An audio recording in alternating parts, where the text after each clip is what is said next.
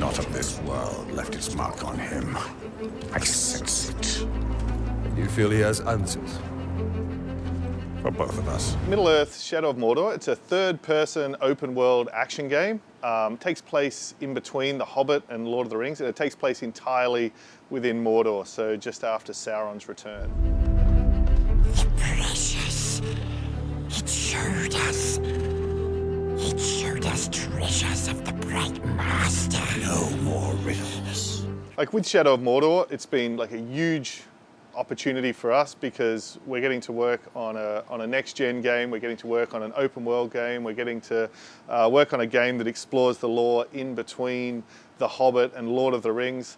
And certainly, so for us as a team and for me personally, it really is like our first chance to just totally lose ourselves in this world, in Middle-earth, and kind of make the best game we can. The great thing about setting the game between The Hobbit and Lord of the Rings is, actually, I think it's like one of the most important things for us is that it's a great standalone story, like just on its own. And that's in the same way as The Hobbit and The Lord of the Rings are. You can read The Hobbit by itself, or you can see it as a prequel to Lord of the Rings. If you have read it, it enriches Lord of the Rings because you have more perspective on the One Ring, Gollum, Bilbo, all of these other elements. And we really wanted to follow that, do something that's a great story by itself, but it follows after The Hobbit, and it's the defeat of the Necromancer, the loss of the One Ring, and then the return of Sauron into Mordor. So it really is an immediate sequel to what's the aftermath of the Battle of Five Armies. But also it's a prequel to the Lord of the Rings. So it's the setup for those events. Sauron's just returned to Mordor. He's started to rebuild his armies. We get to explore more of what's the situation in Gondor and their decay. Are they ready for Sauron's return? So we get to see sort of all of the different pieces in play. And then, as well as that, by bringing in the Wraith and the backstory of the Rings of Power, the forging of the rings, we also get to kind of flesh out the deep, epic history of Middle-earth as well. So it's really trying to follow the pattern, or trying to follow what Tolkien showed us, I think. Do not seek vengeance. This is the means. An army talion, one for us to lead. You know, you've got these huge epic events, but you don't just want to get lost in those. It's really important that at the center of it, there is this personal story. And I think the most human story in there is our hero, is Talion's. And he is someone that at the beginning of the game loses everything. He's torn very violently away from his own life, everything he knows. He loses his family. I think in a way, he's probably closest to Sam, who's kind of accompanying Frodo. He's someone who actually didn't really want to be part of any of this, but he's dragged into it by forces outside of his control. And then on the other side, we have the Wraith, who's responsible for kind of withholding him from death, bringing him along on this journey to take on Sauron, to take on the most kind of epic forces within Middle-earth. And so it's Talion's story, it's also the Wraith's story, and then it's the relationship of those two that I think is at the kind of core of the more personal side of the game. And that's something where I think Christian, Canamessa, our lead writer-director, did an amazing job, and Troy and Alistair, the actors playing Talion and the Wraith, did an amazing job as well. Only you could accomplish such art, Celebrimbor. Yeah, that was a big decision for us to reveal who the Wraith was, and we didn't want it to be a total spoiler, but we do think it's such a great setup for then where our story goes. So the Wraith himself is Celebrimbor. And Celebrimbor is a really core character in Tolkien's stories, in that he's the elf that works with Sauron in the Second Age, so thousands of years earlier, to forge the Rings of Power. So to forge the rings that we see that turn the Nazgul into what they are, the Ring Wraiths. And he actually worked alongside Sauron before being betrayed by him as well. So it was such a fantastic character for us. He's someone who had this very deep personal grudge against Sauron, so he lets us explore more of that backstory, flesh out Sauron as a character. He's enormously powerful, so he's someone who legitimately and authentically can challenge the Dark Lord within Mordor. And also, he's really interesting because we very much want to explore these characters with shades of grey in their morality, not just simple good guys and bad guys. So, Talion, of course, has a lot of inspiration from Boromir, from this character who wanted to take the One Ring, the weapon of the enemy, and use it against him.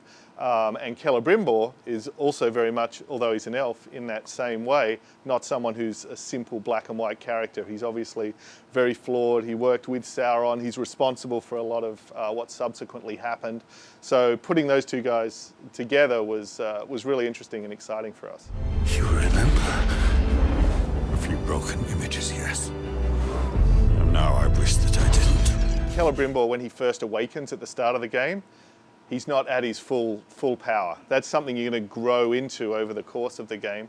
And as you become more powerful, your possibilities for what you can do to challenge Sauron open up. You can go from more than simply killing and defeating these orcs and your enemies into actually dominating them, bending them to your will, effectively creating your own army of these Uruk super soldiers. So in a way, this is very much preceding what Saruman is going to try to do as well. Like, the only way you can challenge Sauron is to build your own army.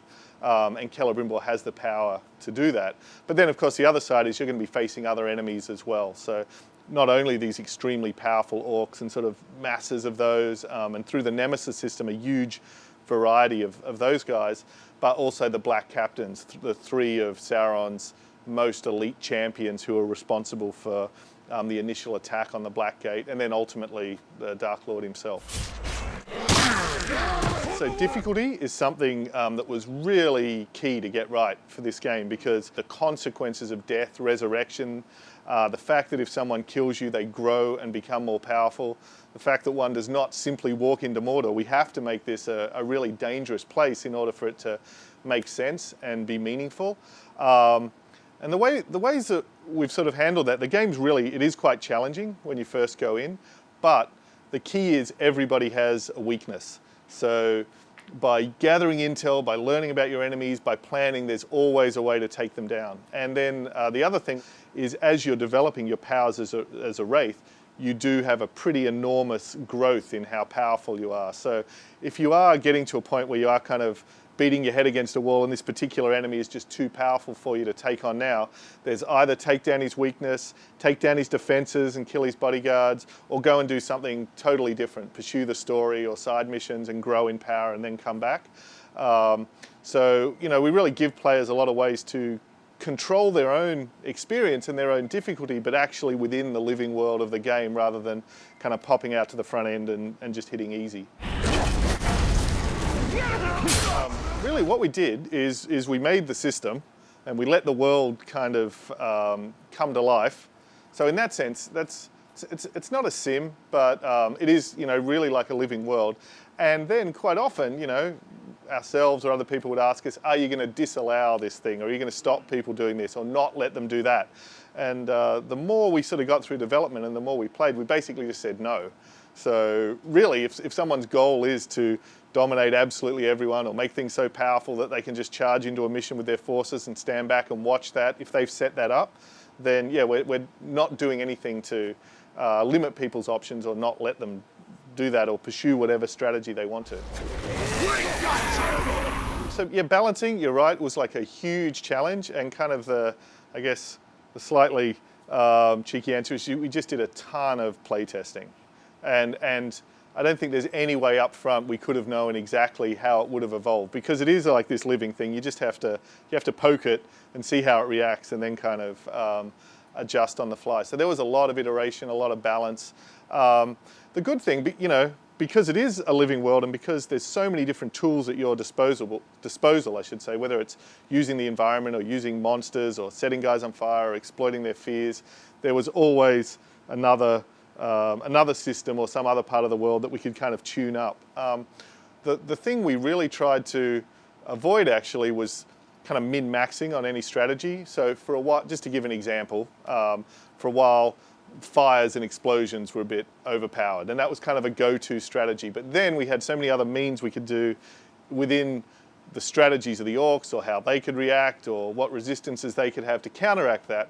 And that was really the important thing, to sort of mix it up. So when you play, you're really going to get a huge variety of different encounters and fights and challenges, and constantly sort of studying, who is this target, what do I want to do, how am I going to adapt my strategy for him.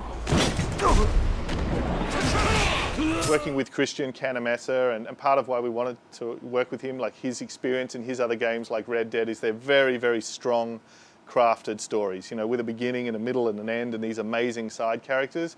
And that was absolutely our goal. So the main, you know, the overarching kind of epic story of Celebrimbor and Sauron and the Rings of Power and that's crafted. But then you've also got this very dynamic living world where you're making these very individual, personal, one-on-one stories with these villains, and that's completely, you know, unscripted. You can really go wild with that.